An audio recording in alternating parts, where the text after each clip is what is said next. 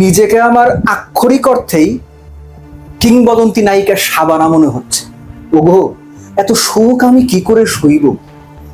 অস্ট্রেলিয়ার বিপক্ষে টানা 2 দিন বাংলাদেশ টেস্ট টিমের ডমিনেটিং পারফরমেন্স, 150 রানের লিড। প্রেডিকশন বলছে অস্ট্রেলিয়ার হারার সম্ভাবনা 70 ভাগ, উল্টো করে বলে বাংলাদেশের টেস্ট জেতার সম্ভাবনা 70 ভাগ অস্ট্রেলিয়ার মাটিতে, অস্ট্রেলিয়ার বিপক্ষে। এত সুখ আমি কি করে সইব? ডেফিনেটলি আনোয়ার হোসেন হইতে চাই না।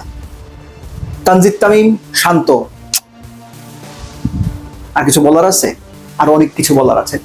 আগের দিন একটা আলোচনাতে, ফার্স্ট ডে শেষে আলোচনাতে আমি বলেছিলাম যে বাংলাদেশ যদি কোনোভাবে 350 করে ফেলে, 150 লিড নেয়, trust me, game is on. Australia is the team যারাই সবচেয়ে বেশি প্রেসারে থাকবে। এবং টানা 2 দিন বাংলাদেশ যে ডমিনেন্স দেখিয়েছে ব্যাটে বলে 2 দিকে, এরা আমরা কেউ ভাবিনি, কেউ চিন্তা করিনি, কিন্তু যাদের করার কথা তারা করে দেখিয়েছে।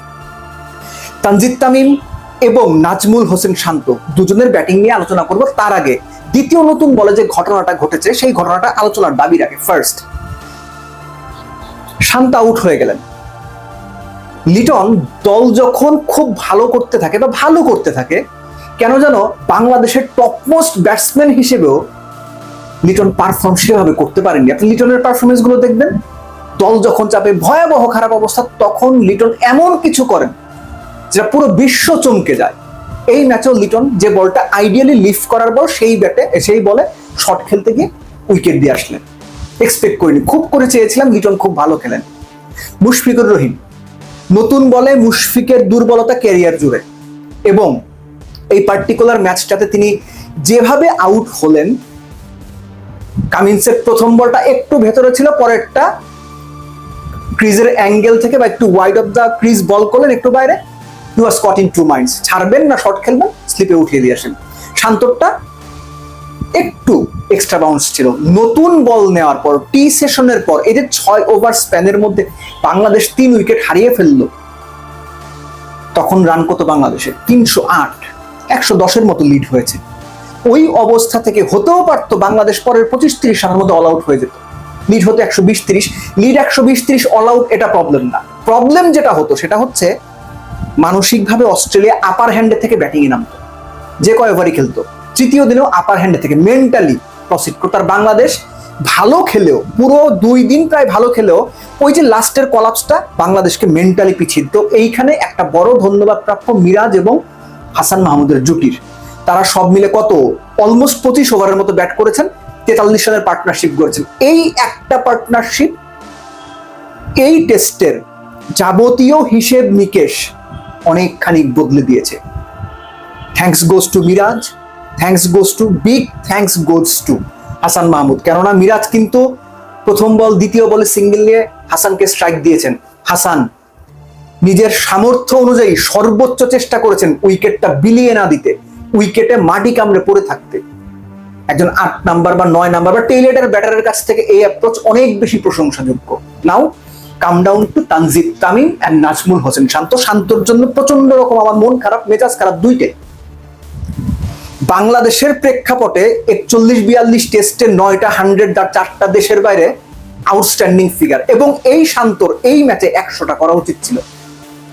আমি কিছু ক্ষেত্রে বলবো যে শান্তর ইনিংসটা skill wise, temperament wise, execution wise, কখন মারবেন, কখন ছাড়বেন, কখন ধরবেন, কখন অপোনেন্টের বোলিং অ্যাটাককে কিভাবে মোকাবেলা করবেন, একদম কম্পিউটারাইজড ওয়েতে শান্ত পুরো ইনিংসটা খেলেছেন।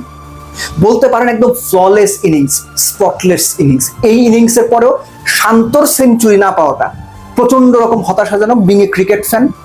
এবং একই সঙ্গে বাংলাদেশের স্টেটমেন্ট দেওয়ার মতো যে বিষয়টা ছিল ক্যাপ্টেন হিসেবে শান্ত, সেটাও তিনি মিস করে গেছেন। তানজিদ তামিম একদম শুরুতে লাইফ পাওয়া 62 রানের, 62 না 61, ওই সময় আরেকটা লাইফ পেয়েছিলেন। প্রথম লাইফটা একদম শুরুতেই যখন লাইফ পেলেন, একদম শুরুতে 0 রানে, তারপর থেকে তানজিদ তামিম সম্পূর্ণ ভিন্ন একটা মেথডে এই ম্যাচটা খেলেছেন। আপনি যদি তার ফার্স্ট ক্লাসে 100 দেখেন, একটা ম্যাচ আমি মনে করতে পারি 130 বলে বোধহয় 140-42 করেছিলেন। তিনি ওই ফ্ল্যামবয়েন্ট ব্যাপারটা দেখাতে যাননি, ধৈর্য ধরেছেন, সময় নিয়েছেন, অপোনেন্টের বোলিং যেভাবে মোকাবেলা করা প্রয়োজন ছিল সেভাবেই মোকাবেলা করেছেন।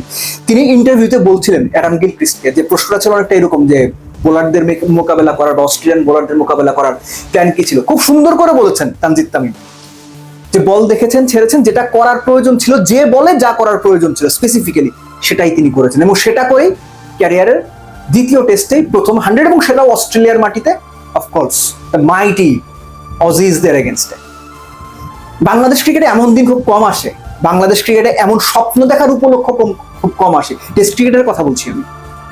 অস্ট্রেলিয়ার মাটিতে দ্বিতীয় দিন শেষেই বাংলাদেশ ওই সুবাসটা পাচ্ছে যে এই টেস্টে হয়তো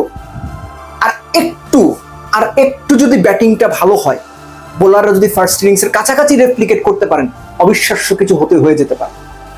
অস্ট্রেলিয়াকে অস্ট্রেলিয়ার মাটিতে হারিয়ে দেওয়া যেতে পারে, কেননা ফক্স অস্ট্রেলিয়ার প্রেডিকশন বলছে বাংলাদেশ অস্ট্রেলিয়াকে ডারউইন টেস্টে হারাবে, সেই সম্ভাবনা প্রায় 70%। এই সম্ভাবনা বাংলাদেশকে কাজে লাগাতে হবে, এমন সুযোগ বারে বারে আসবে না।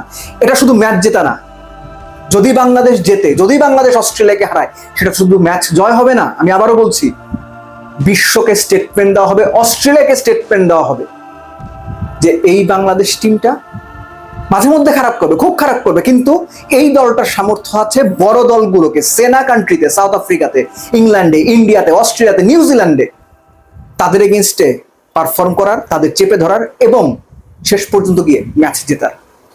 এই সুযোগ আবারও বলছি বারে বারে আসবে না। Please make it count.